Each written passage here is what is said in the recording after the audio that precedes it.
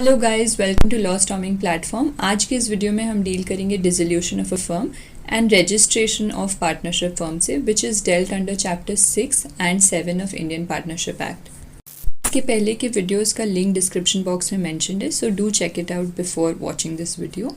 And आपने अभी तक चैनल को सब्सक्राइब नहीं किया है तो do subscribe. Let's start with the video. Okay, so section 39 to 55 of chapter 6 deals with dissolution of a firm. Section 39 says that a dissolution of partnership between all the partner of a firm is called dissolution of the firm. After this, section 40 talks about dissolution by agreement. So एक firm can be dissolved with the consent of all the partners या फिर in accordance with contract between the partners. अगर इन दो वे में partnership dissolve हो रही है, it is called dissolution by agreement. Section 41 उसके बाद बताता है what is compulsory dissolution.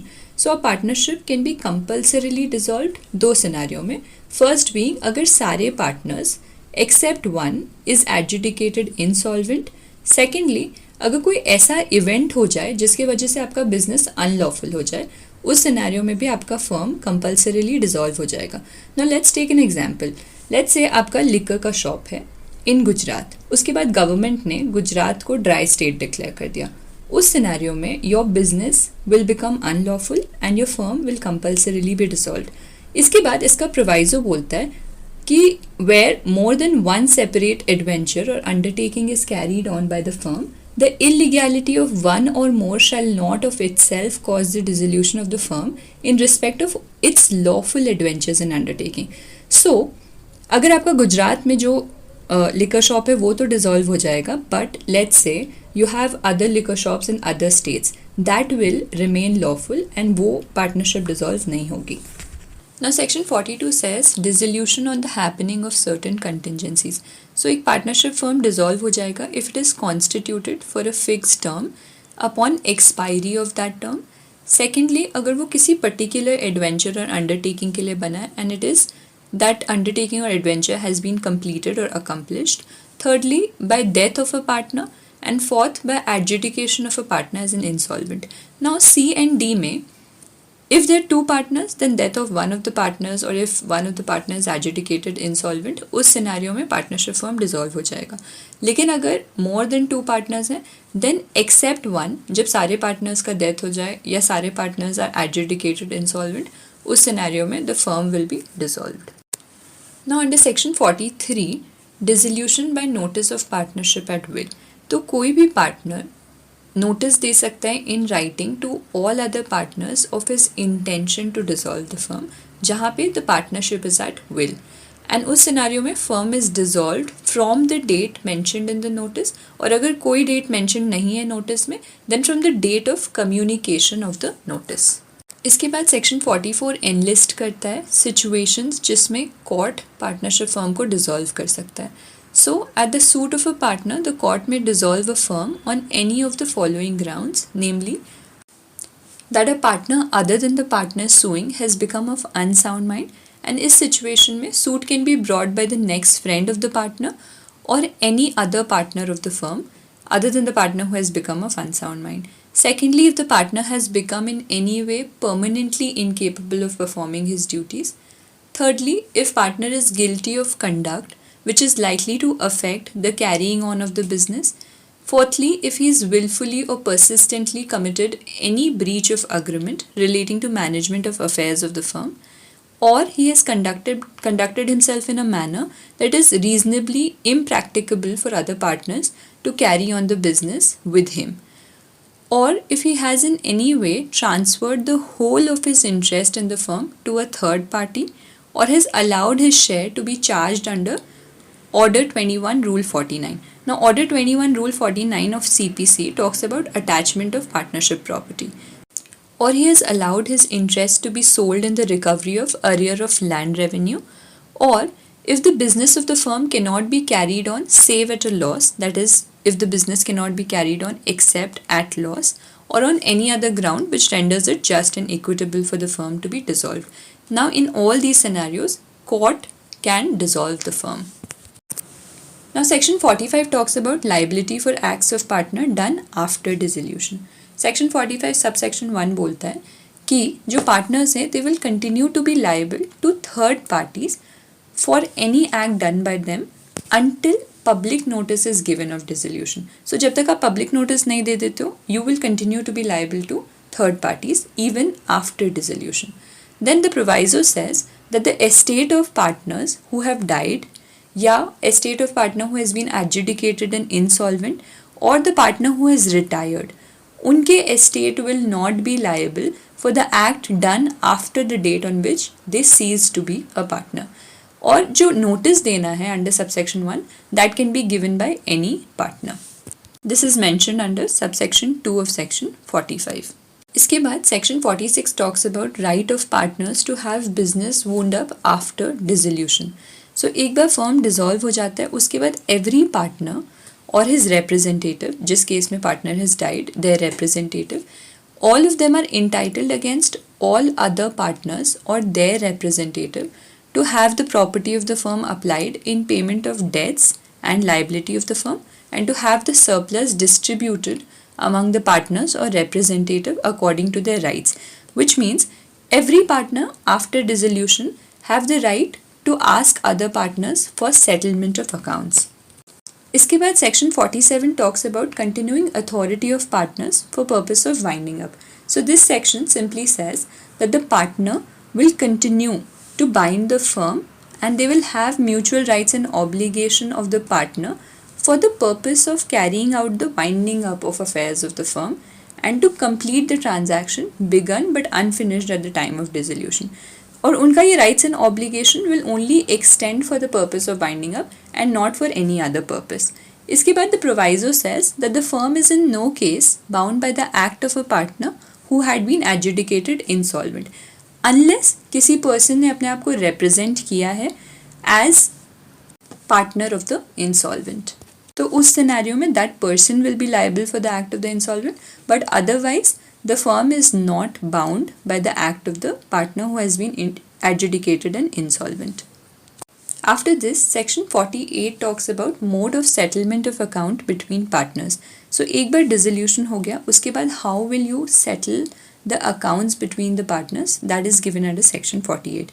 It says that in settling the account of the firm after dissolution, following rules shall, subject to the agreement by the partner, be observed. So certain rules are laid down under section 48 जिसके according आपको अपना account settle करना है, जिसमें 48(1)(a) talks about rules to settle losses. So first of all, losses including deficiency of capital shall be paid first out of profit, उसके बाद out of capital, and lastly if necessary by the partners individually in the proportion in which they were entitled to share profit. Secondly, asset of the firm including any sum which is contributed by partners to make up deficiency of capital shall be applied in the following manner. So asset of the firm apply होगा first and foremost in paying the debt of the firm to third parties. Secondly, in paying to each partner ratably what is due to him from the firm or advances as distinguished from capital. तो आप second scenario में पे करोगे what is due to the partner except capital. Third, in paying to each partner ratably what is due to him on account of capital. And fourthly, अगर कोई residue बचता है उसके बाद then that residue will be divided among the partners in the proportion in which they were entitled to share profit. So 48 जिस rule lay down करता है कि आप लॉसेस को and asset of the firm को कैसे सेटल करोगे amongst partners और किस ऑर्डर में उसको सेटल करोगे. Okay, now section 49 talks about payment of firm's debt and of separate debt. Now section 49 में दो सिनेरियो हैं. Firstly where there are joint debts due from the firm and also separate debt due from any partner. So इन दो scenario में अगर firm की property है तो आप उसको कैसे अप्लाई करोगे, अगर किसी कोई सेपरेट प्रॉपर्टी है पार्टनर की तो आप उसको किस ऑर्डर में अप्लाई करोगे, ये सेक्शन 49 में दिया हुआ है. तो अगर फर्म की प्रॉपर्टी है then in that scenario the property will be first applied in payment of debt of the firm, and secondly अगर कोई सरप्लस बचता है then that surplus will be shared by each partner and shall be applied in payment of separate debts और paid to the partner individually. उसके बाद अगर separate property of any partner then it shall be applied first in payment of his separate debt, and अगर उसके बाद surplus बचा then in the payment of debt of the firm. So section 49 में बस preference दिया हुआ है depending on किसकी प्रॉपर्टी है। अगर फर्म की प्रॉपर्टी है तो पहले फर्म के डेट को प्रेफरेंस मिलेगा, और अगर सेपरेट प्रॉपर्टी है पार्टनर की तो पार्टनर के डेट को प्रेफरेंस मिलेगा। Okay, after this section 50 talks about personal profit earned after dissolution. तो ये सेक्शन सिंपली कहता है कि अगर कोई भी सर्वाइविंग पार्टनर या फिर representative of deceased partner undertake करता है कोई transaction after the dissolution of the firm but before the affair of the business has been completely wound up, तो उस केस में he will have to account for the profit as per section 16 clause A of Partnership Act. Now section 51 talks about return of premium on premature dissolution. Now in this, under this section, अगर किसी partner ने premium पे किया है and has entered into partnership for a fixed term, और वो partnership अगर dissolve हो जा रही है before the fixed term for any reason other than death of a partner. So अगर पार्टनरशिप लेट्स से 5 years के लिए एंड वो 3 years में डिसॉल्व हो जा रहा है partnership, and the reason for that dissolution is not death of a partner, उस केस में the partner who has paid premium he will be entitled for repayment of the premium unless दो scenario, दो exceptions दिए हुए हैं जब उसको ये प्रीमियम नहीं मिलेगा। If the partnership is dissolved mainly due to his own misconduct, जिस पार्टनर ने प्रीमियम दिया है उसी के मिसकंडक्ट की वजह से partnership dissolve हुआ है, या secondly if the dissolution is in pursuance of an agreement and as per the agreement there was no provision for return of premium or any part of it. Now section 52 talks about rights where partnership contract is rescinded for fraud or misrepresentation. So जहाँ पे contract creating partnership rescind हो रहा है या तो fraud के वजह से या फिर misrepresentation of any party, उस सिनेरियो में the party entitled to rescind is entitled to lien और right of retention on the surplus of the asset of the firm which is remaining after the date of the firm have been paid. तो जो भी surplus बचेगा उसके ऊपर ही has a right of lien. Secondly, the party is entitled to be ranked as a creditor of the firm in respect of any payment made by him toward the debt of the firm. And thirdly, he has a right to be indemnified by the partner or partners who are guilty of fraud or misrepresentation against all the debt of the firm.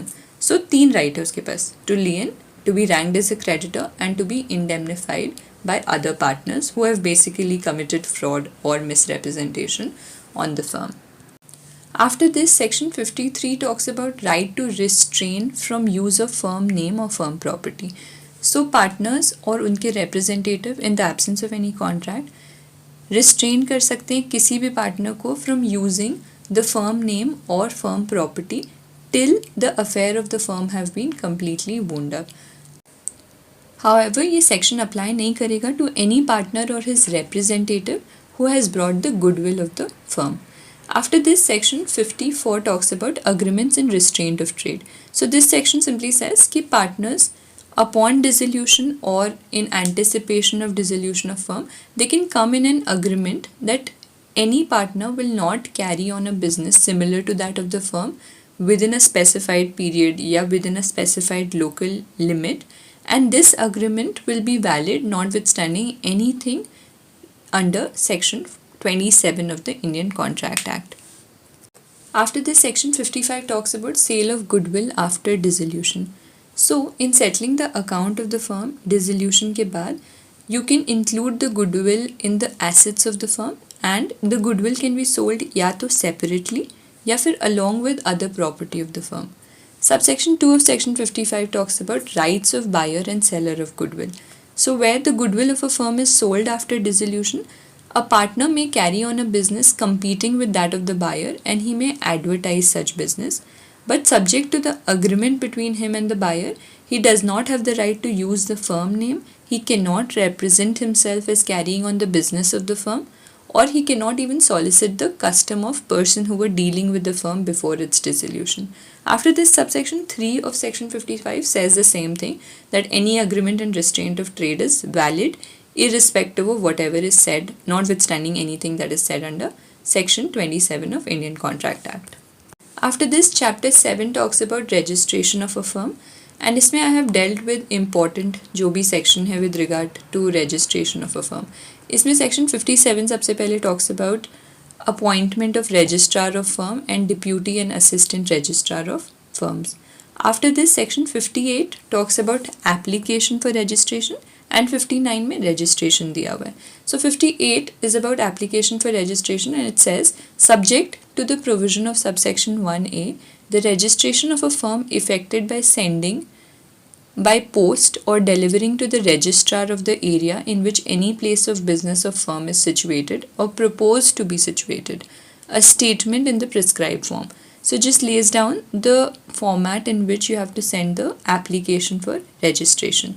So the application for registration should be a statement in the prescribed form and it should be accompanied by prescribed fee and a true copy of the deed of partnership, and that partnership deed should state the firm name, the nature of the business of the firm, the place या फिर principal place of business of the firm, names of any other places where the firm carries on business, date when each partner joined the firm, name in full and permanent addresses of the partner, and the duration of the firm.